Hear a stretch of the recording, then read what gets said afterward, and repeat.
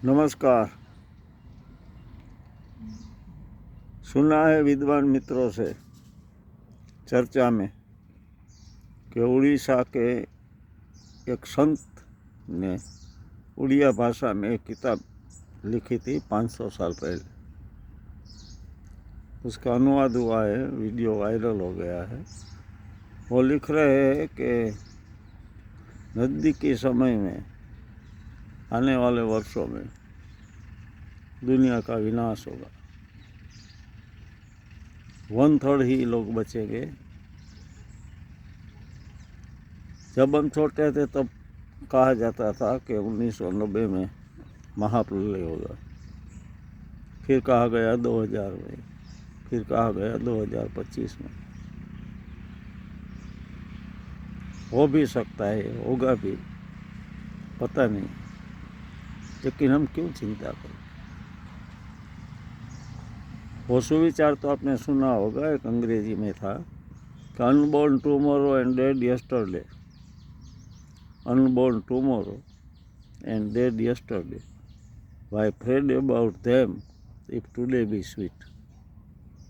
जो हमारे हाथ में नहीं है, जो नियंता के हाथ में है, कोई सुपरनेचुरल पावर है जिसे आप गॉड कहो, कोई नियंत्रण करने वाला कहो, कोई ब्रह्मांडीय शक्ति कहो, जो भी है, साक्षात्कार हुआ नहीं, लेकिन जिन्हें हुआ है वो कहते हैं कि ऐसा कोई तत्व है जो पूरे ब्रह्मांड का संचालन करे। और पूरे ब्रह्मांड में हमारी पृथ्वी तो एक डॉट के समान है। हम मानते हैं कि हम पृथ्वी वाले सबसे ज़्यादा बुद्धिशाली है, और एक यही प्लेनेट है, यही ग्रह है कि जो सबसे श्रेष्ठ है, ऐसा हमने माना हुआ है। लेकिन विशाल ब्रह्मांड के संदर्भ में अगर देखा जाए तो पृथ्वी एक डॉट है, एक डॉट की ही तरह है। और वही डॉट में एक भारत जैसा देश है, वहाँ एक गुजरात जैसा स्टेट है, वहाँ एक मोरबी जनपद है, वहाँ का एक छोटा सा गांव है। लेकिन ऐसा बार बार सुनने को मिलता है कि ऐसा होगा, होगा तो होगा। जो हमारे हाथ में नहीं है उसकी चिंता क्या करें। हम क्या कर सकते? अगर पता भी लग गया कि कल ऐसा होने वाला है, परसों ऐसा होने वाला है, नरसों ऐसा होने वाला है, 5 साल बाद ऐसा होने वाला है, 10 साल बाद ऐसा होने वाला है, महाप्रलय होगा, महायुद्ध होगा, मान लिया, तो हमारे जीवन में क्या फर्क पड़ता है? क्या कुछ बदलाव आता है? क्या हम और सेंसिटिव होते हैं और इमोशनल होते हैं, भावुक हो जाते हैं? क्या हम ये सोचने में मजबूर हो जाते हैं कि आफ्टर ऑल जीवन क्या है, what is life, what is death, मृत्यु के बाद क्या है? पता नहीं क्या सोचते हैं। लेकिन ऐसी बातें हर डिकेड में, हर दशाब्दी में सुनी जाती है। जो नहीं है हमारे हाथ में, उसकी चिंता क्यों करें? इससे तो अच्छा है, बेटर है, बढ़िया है कि हम हमारे पक्ष में, हमारी कक्षा से, हमारे लेवल पर अच्छा बनने की कोशिश करें। जय कृष्णमूर्ति ने सही कहा है कि यू आर द वर्ल्ड। हमारे शास्त्र कहते हैं अहम ब्रह्मास्मि। जो हम सोचते हैं, अगर किसी को कहे या न कहे, उसके वाइब्रेशन सब जगह पर जाते हैं। नेस्ट्राडामस की आगाही है, आपने सुनी होगी, बहुत सी आगाहियाँ सच भी हुई है। ऐसे बहुत से लोग होते हैं जिसको दिखाई दिया जाता है कि वर्षों के बाद क्या होगा, वो कहते भी है। लेकिन हमारे अंदर क्या कोई बदलाव आता है?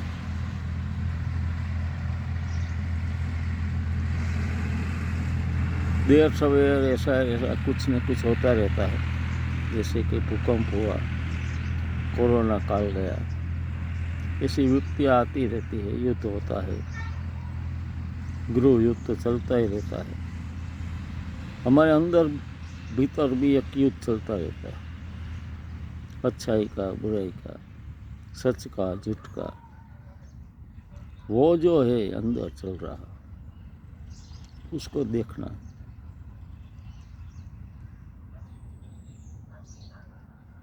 हम हमारे लिए कुछ कर सकते हैं, वो भी हमने ऐसे मान लिया है, लेकिन फिर भी पॉजिटिव सोचे तो शायद मेरे ख्याल से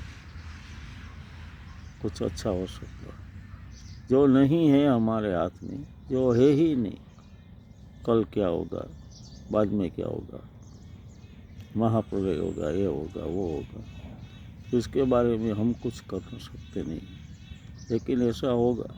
ऐसे मान कर चलो कि कल ही हमारा जीवन समाप्त होने जा रहा, तो चलो हम आज क्या करें, क्या कर सकते।